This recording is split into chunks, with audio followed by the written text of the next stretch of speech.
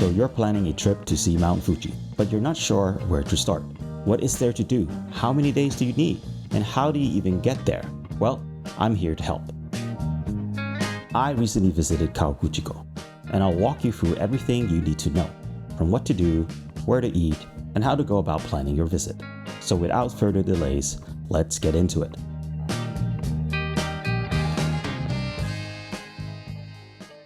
From Tokyo, it only takes around 2 hours to get to Fuji Kawaguchiko. This makes the area ideal for a day trip or even longer. Mount Fuji is bordered by 5 lakes, also known as the Fuji 5 Lakes.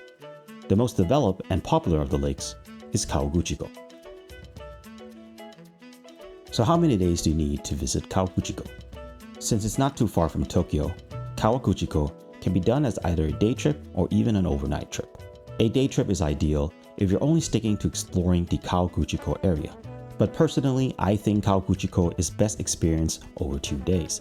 This gives you more time to explore Kawaguchiko in depth and open the doors for exploring other nearby areas. It also gives you more chances to spot Fuji, since Fuji is notoriously shy at times. But more importantly, you'll have more time to relax and explore at a more leisurely pace. Either way, you can't go wrong with either a day trip or a slightly longer visit. There are a number of ways to get to Kawaguchiko, such as trains or renting a car, but I personally find the easiest way is via the expressway bus. In a little under 2 hours, you can go directly from stations such as Tokyo or Shinjuku to Kawaguchiko. And if the weather is clear, you can even see Fuji along the way. You can reserve seats 1 month in advance by booking websites such as highwaybuses.jp. Let's take a closer look at the Kawaguchiko area. Everything is centered around the Kawaguchiko station, which is where you'll arrive. It's the main transportation hub for buses in the Mount Fuji area. For the best areas to stay in, I recommend staying near the Kawaguchiko station for most people. It's the most convenient in terms of transportation, and you'll find plenty of restaurants and accommodations to choose from. But if you want the best view of Fuji from your hotel room, then you'll have to go along the northern shores of the lake. Just be aware that it's less convenient since it's further away from the station, and you'll rely more on buses to get around, and they do tend to get crowded during peak tourist seasons. For my visit, I chose a hotel called Rakuyu. We stayed in a lovely Japanese traditional room with a view over Lake Kawaguchi. The hotel is only a 15-minute walk from the station, which made it a great base for exploration of Kawaguchiko. This video has been sponsored by Saily.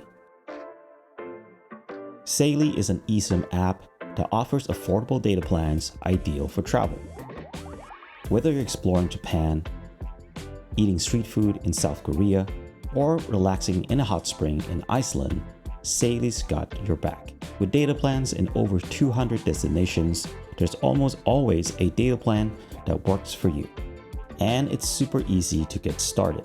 Simply install the app in your phone, choose a suitable data plan, and within minutes of activating the eSIM, you got data, and you're now ready to start exploring. And if something doesn't quite work, their 24/7 chat support is here to help.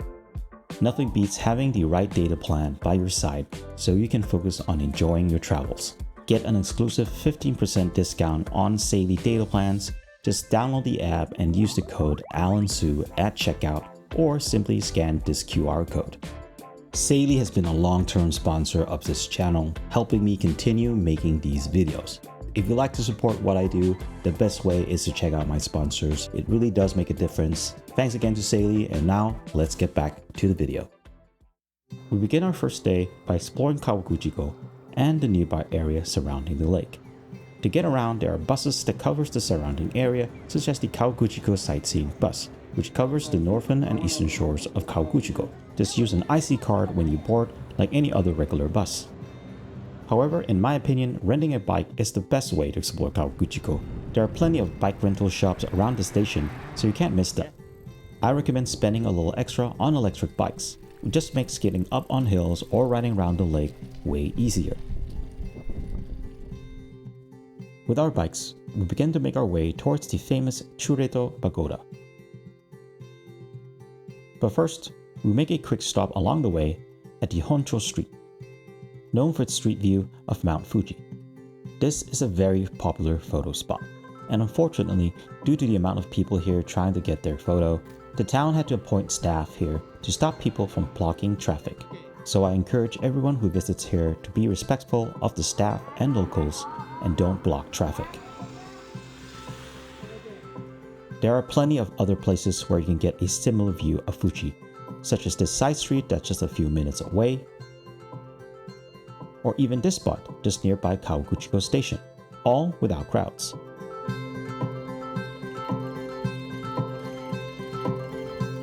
Next up, we finally arrive at Chureto Pagoda.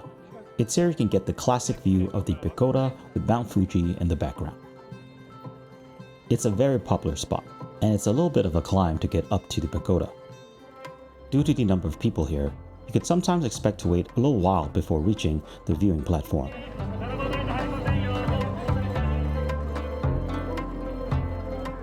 After the pagoda, we bike back towards the lake to find some lunch. One of my favorite meals during my time in Kawaguchiko was at Pizzeria Onda.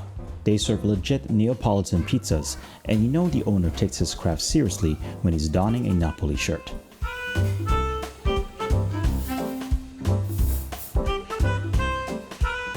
The service can be a bit slow when it gets busy, but the pizzas are so worth it. If you love a good pizza, then it's definitely a place worth checking out. After lunch, we take things a little slower. We decide to bike along Lake Kawaguchi, stopping wherever we wanted, especially when there was a nice view of Mount Fuji.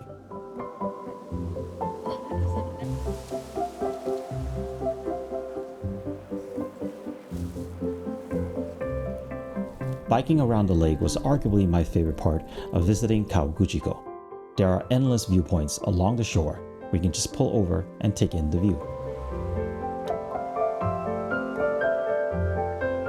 So if I haven't said it already, I highly recommend renting a bike when exploring Kawaguchiko.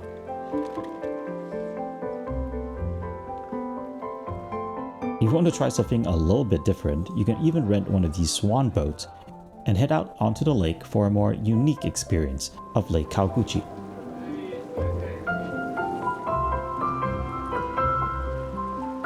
As we continue to bike along the lake, we make our way to Oishi Park, a free public park on the north shore of Lake Kawaguchi. It's known for its seasonal flower displays and views of Mount Fuji. I recommend grabbing an ice cream, taking a walk, and enjoying the scenery.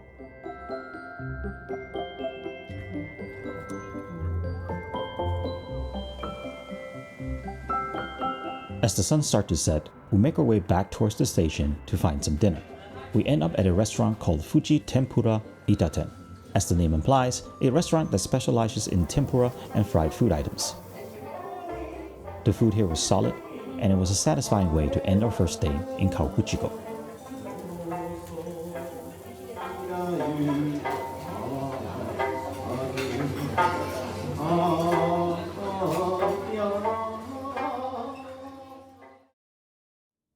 On our second day, we head out of the Kawaguchiko area and jump on a bus to Lake Yamanaka, the largest of the Fuji 5 lakes.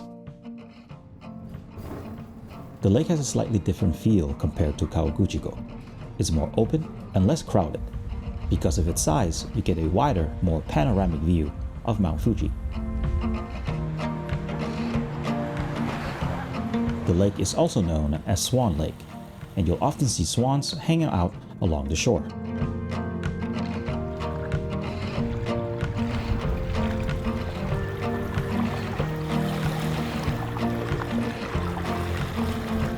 For lunch, we stop by at a cafe called The Park.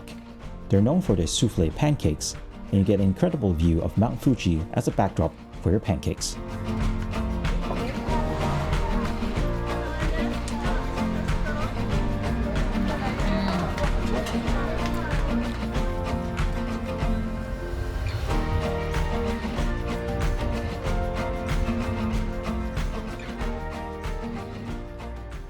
After lunch, we take the bus and continue to Oshino Hakkai, a small village known for its 8 ponds, all fed by snowmelt from Mount Fuji. The water here is incredibly pure, filtered naturally through the layers of volcanic rock over decades. Because of that, the ponds are extremely clear with reflections of Fuji on a clear day. The place can get a bit touristy, but I think it's still worth a visit.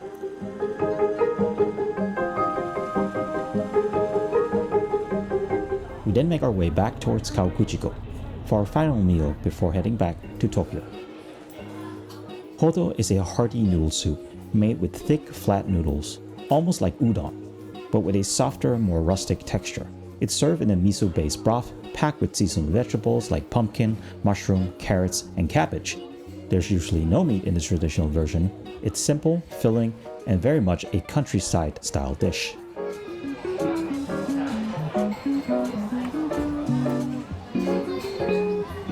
Before leaving Kawaguchiko, we get a quick shot of a Lawson with Mount Fuji in the background. This is not the Lawson right next to the station, which usually is pretty crowded. And that wraps up our trip to Kawaguchiko.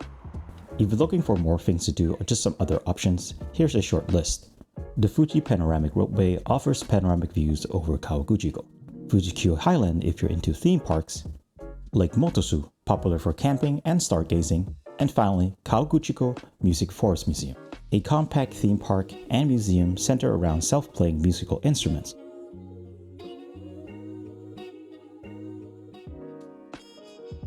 And that's it, a simple trip, but one of the most rewarding you can do from Tokyo. If you're planning a Japan trip, I'll definitely recommend adding Kawaguchiko to your itinerary. It's a great way to get out of the city and enjoy arguably the country's most iconic landmark. I hope this video gave you a good idea on how to go about planning a trip to see Mount Fuji. If you have any questions, leave them in the comments below and I'll get back to you. Thanks for watching. This is Alan. I'll see you guys in the next one.